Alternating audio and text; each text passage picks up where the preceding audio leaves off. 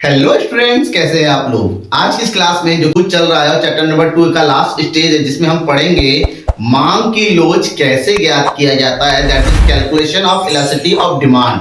ठीक है, अगर हम इसके मेथड की बात करते हैं तो इलास्टिसिटी यानी कि मांग की लोच कैलकुलेट करने के हमारे पास तीन मेथड है।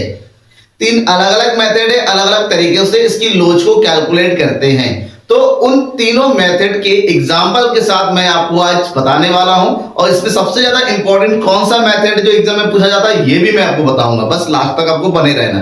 देखिए, सबसे पहले हम बात करते हैं मांग की लोच की मेथड्स की। कौन कौन से मेथड्स है, तो देयर आर थ्री मेथड्स।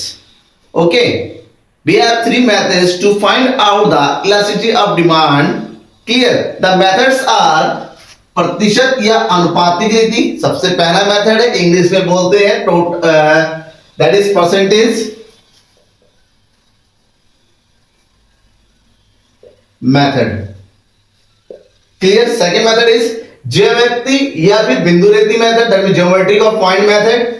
और तीसरा है कुल व्यय रीति, टोटल एक्सपेंडिचर मेथड। अब मैंने बताया था एग्जाम के हिसाब से जो सबसे इंपॉर्टेंट है वो है प्रतिशत या अनुपातिक विधि या फिर कुल व्यय विधि, जो एग्जाम में न्यूमेरिकल क्वेश्चन आपके पूछे जाते हैं। ठीक है, चलिए हम तीनों के बारे में डिस्क्राइब करेंगे आज। सबसे पहले मेथड की बात करते हैं प्रतिशत या अनुपातिक रीति में। इस रीति में यह देखा जाता है कि वस्तु की कीमत में कितने परिवर्तन होने से वस्तु की मांग में कितना परिवर्तन हो जाता है। कहने का मतलब होता है कि अगर वस्तु की कीमत में एक फिक्स परसेंटेज में परिवर्तन हो रहा है, चेंज हो रहा है, तो उसकी कंपैरिजन में अगर उसकी मात्रा में फिक्स परसेंटेज में चेंज होता है तो लोच कितनी है। ठीक है, और इसके लिए इस मेथड में जो मांग की लोच कैलकुलेट करने के लिए बेसिकली फॉर्मूला यूज किया जाता है वो होता है एडी, शॉर्टकट में बोलते हैं मांग की लोच को। तो ये हो जाएगा एडी इक्वल टू वस्तु की मांग में प्रतिशत परिवर्तन डिवाइडेड बाय वस्तु की कीमत में प्रतिशत परिवर्तन। यानी कि कीमत में अगर प्रतिशत परिवर्तन हो रहा है तो इसकी मांग में कितना परिवर्तन होगा प्रतिशत में। इन दोनों को जब रेशियो में करेंगे, डिवाइड करेंगे, तो हमें लोच निकल के आएगा। या फिर यहां पर एक और मेथड यूज किया जाता है जिसको अनुपातिक विधि बोलते हैं, delta Q upon Q multiply by P upon delta P. इस फार्मूले को कहीं कहीं delta Q upon Q divided by delta P upon P भी लिखा रहता है। ध्यान रखिएगा, दोनों ही फार्मूला सेम है, क्योंकि मैंने इस मेथड से एक दो क्वेश्चन करवाए। कई सारे स्टूडेंट का सर आप गलत तरीके से, ये फार्मूला है ही नहीं बुक में, आप गलत फार्मूला बता रहा हूं। फार्मूला सेम है। अगर आपको थोड़ा मैथ्स पता होगा, डिवाइड को कन्वर्ट करके मल्टीप्लाई में चेंज करने के लिए जो डिनोमिनेटर होता है उसको ऊपर और न्यूमरेटर को नीचे कर दिया जाता है। तो बोथ आर सेम फार्मूला, बस ये डिवाइड में इसलिए डेल्टा पी ऊपर है, मल्टीप्लाई में है तो ये डेल्टा पी नीचे, बस इतना फर्क है।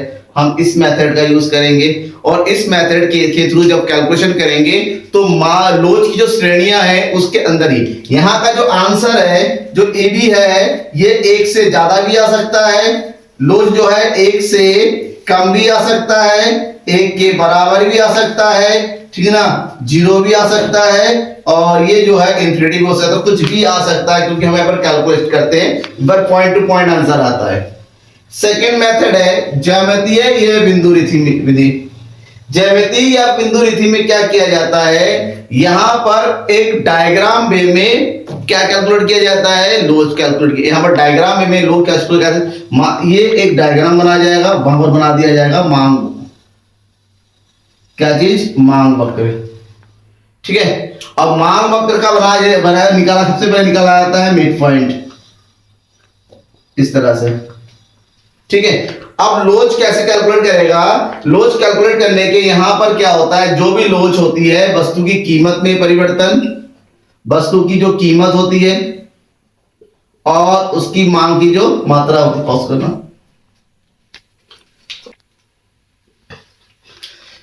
अब क्या है ज्यामिति या बिंदु रीति, ये विधि क्या है, थोड़ा सा लॉजिकल इसलिए है क्योंकि यहां पर हमें डायग्राम वे में शो करना पड़ेगा। देखिए डायग्राम में सबसे पहले हमें मांग वक्र बनाना है, जो भी डेटा आपके पास गिवन है, क्योंकि यहां पर परिवर्तन की बात करते हैं तो वस्तु की कीमत में परिवर्तन और मांग में परिवर्तन दोनों दे रखा है।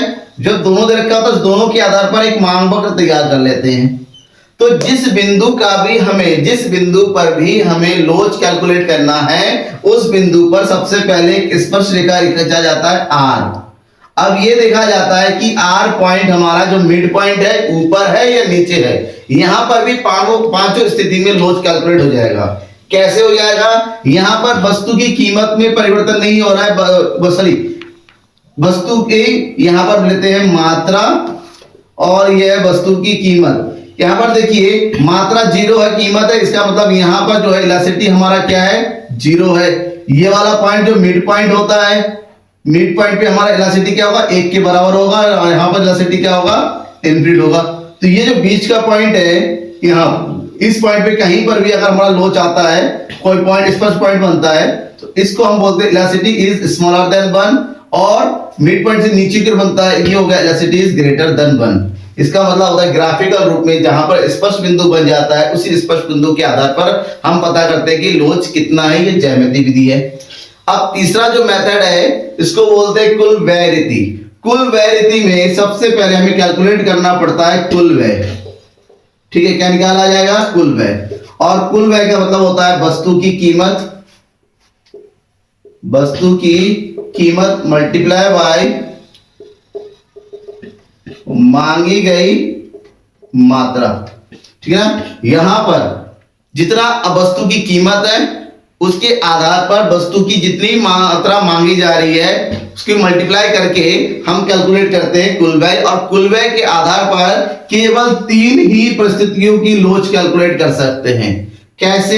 एक परिस्थिति होती है कि लोच 1 से ज्यादा है, दूसरे में लोच 1 के बराबर है, और तीसरे में लोच 1 से कम है। केवल 3 ही लोच कैलकुलेट हो सकता है यहां पर। अब होता है कैसे, समझिएगा। अगर मान लीजिए कुल व्यय, वस्तु की कीमत और इधर हो गए व्यय की मात्रा। अगर वस्तु की कीमत बढ़ने से व्यय कम हो जाए और वस्तु की कीमत घटने से व्यय अगर बढ़ जाता है, तो यहां पर मांग की लोच जो है 1 से ज्यादा होती है। ठीक है, पहला पॉइंट ये समझ रहे हैं ना कि वस्तु की कीमत बढ़ने से अगर व्यय कम हो जाती है, तो उसको मतलब ये हुआ, हम वहां पर क्या करेंगे? हम वहां पर ये मानेंगे कि वस्तु की जो लोच है वो 1 से ज्यादा है, और कीमत के घटने से अगर व्यय बढ़ जाती है तो लोच भी आती। नेक्स्ट में वस्तु की कीमत और व्यय की मात्रा में, कीमत में अगर वृद्धि होती है तो व्यय में कोई ज्यादा परिवर्तन नहीं होता, जितना पहले होता है उतना ही बाद में होता है। तो उस स्थिति को हम बोलते हैं लोच 1 के बराबर है। और तीसरे में है बिल्कुल, अगर कीमत बढ़ती है और व्यय भी बढ़ती है तो लोच क्या हो जाती है? कम। कीमत घटती है और व्यय भी कम हो जाती है, वहां पर भी लोच होती है कम। ये 3 स्थितियों में ही हम व्यय विधि में कैलकुलेट कर सकते हैं। एग्जांपल के साथ फिलहाल मैं आपको बताऊंगा। तो चलिए अब तीनों के लिए एक एक एग्जांपल करके देखते हैं, जो एग्जाम में सबसे ज्यादा इंपॉर्टेंट है। एक व्यय विधि और एक अनुपातिक विधि। इन 2 मेथड के एग्जांपल मैं आपको फिलहाल बताता हूं, जो आपके लिए बहुत ज्यादा जरूरी होगा। चलिए हम एग्जांपल की बात करते हैं। सबसे पहले हम प्रतिशत विधि के द्वारा मांग की लोच कैसे कैलकुलेट करेंगे वो देखिए। एग्जांपल नंबर 1, एक वस्तु की कीमत 15% गिर जाने से उसकी मांग 1000 इकाइयों से बढ़कर 1200 इकाइयां हो जाती है। मांग की लोच ज्ञात कीजिए। हमें मांग की लोच ज्ञात करना है। यहाँ पर वस्तु की कीमत में परिवर्तन जो है प्रतिशत में गिवन है। कितना प्रतिशत हो रहा है? 15%। क्योंकि फार्मूला जो होता है मांग की लोच का, ये वस्तु की मांग की मात्रा में प्रतिशत परिवर्तन डिवाइडेड बाय वस्तु की कीमत में प्रतिशत परिवर्तन, ये फार्मूला होता है। अब कीमत में परिवर्तन तो दे रखा है यहां पर, वस्तु की कीमत में परिवर्तन कितना है? 15%। लेकिन वस्तु की मांग की मात्रा में परिवर्तन, मांग की मात्रा में कितना परिवर्तन हो रहा है? ये हो रहा है 1000 से 1200, यानी कि केवल और केवल 200 यूनिट का परिवर्तन हो रहा है। तो इस 200 यूनिट को हमें किस में बदलना है? प्रतिशत में बदलना है। तो प्रतिशत परिवर्तन निकालेंगे। प्रतिशत परिवर्तन कैसे निकाला जाता है? जितना चेंज हुआ 200 मल्टीप्लाई बाय 100, जितना पहले का डिमांड था यानी कि 1000, 2 जीरो से 2 जीरो कट गया, 1 जीरो से ये हो गया, कितने का प्रतिशत हो गया? 20%। इसका मतलब ये हुआ प्रतिशत विधि में अगर आपके पास प्रतिशत में नहीं दे रखा है तो उसको प्रतिशत में बदलेंगे। ठीक है। अगर दोनों ही यूनिट में दे रखा है तो वहां पर अनुपातिक विधि का प्रयोग करेंगे, delta Q upon Q multiply by P upon delta P वाला, ठीक है ना। अब यहां पर दोनों हमारे पास आ गया, कीमत में परिवर्तन है 15%, ठीक है, और कि वस्तु की मांग की मात्रा में आ गया 20%। अब उठाइए इसको और फार्मूले में लगाइए, that is ED equal to 20 upon कितना 15, 20 अपॉन 15, राइट, हो गया।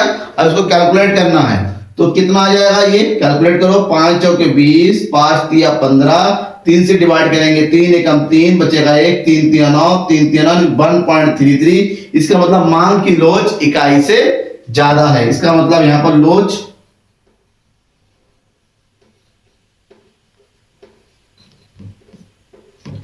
इकाई से क्या है, अधिक, मतलब वस्तु की कीमत की तुलना में वस्तु की मांग में अधिक परिवर्तन हो रहा है, ठीक है, समझ में आ गया। ये हो गया प्रतिशत विधि। अगर हमसे व्यय विधि का प्रयोग करने के लिए कहा जा रहा है, देखिए यहां पर कि व्यय विधि का डायरेक्टली लिखा हुआ है, कुल व्यय विधि के द्वारा वस्तु की मांग लोच निकालिए, तो यहां पर क्वेश्चन में सबसे पहले व्यय निकालने की जरूरत है। क्वेश्चन पढ़िए, किसी वस्तु की कीमत में ₹10 इकाई की कीमत पर 50 इकाइयां खरीदा जाता है सबसे पहले, ठीक है ना। तो यहां पर वस्तु की कीमत हो गई, एक तरफ लिखिए, एक तरफ होगी मांग की मात्रा और दूसरी तरफ लिखाइए कुल व्यय। क्या निकालेंगे हम, कुल व्यय, ठीक है। जब वस्तु की कीमत 10 रुपए थी तो यहां पर कितनी यूनिट मांगी जा रही थी, ये होगी रुपीज में, ये होगी मात्रा यूनिट में, कुल व्यय हो गया रुपीज में। कितना पैसा खर्च किया जा रहा है, 500 रुपए। अब वस्तु की कीमत गिर के हो गई 5 और मांग की मात्रा कितनी हो गई 100, तो कुल व्यय कितनी है 500 है। अब यहां पर क्या नजर आया आपको कि वस्तु के कीमत के गिरने से वस्तु की मांग में परिवर्तन तो हो रहा है लेकिन कुल व्यय में कोई परिवर्तन नहीं हुआ। कुल व्यय कैसा है, यहां पर समान है, एक जैसा है। और थोड़ी देर पहले मैंने क्या कहा था कि वस्तु की कीमत में परिवर्तन से अगर कुल व्यय में कोई परिवर्तन नहीं होता है तो उस स्थिति में मांग की लोच कैसी होती है, इकाई होती है, अर्थात कुल व्यय समान है, that is elasticity is equal to 1। जो लोच है वो किसके बराबर है, 1 के बराबर है। समझ में आ गया। और इससे भी ज्यादा आपको न्यूमेरिकल क्वेश्चन चाहिए तो लगातार बने रहिए, डिस्क्रिप्शन में लिंक दे दूंगा न्यूमेरिकल क्वेश्चंस के, वहां से और देख सकते हैं। लगातार क्लास के साथ बने रहिए। ये हमारा पहला चैप्टर कंप्लीट, सॉरी दूसरा चैप्टर कंप्लीट हो जाता है। कल की क्लास से हम शुरू करेंगे 3rd चैप्टर उत्पादन और लागत। तब तक के लिए थैंक यू एंड बाय।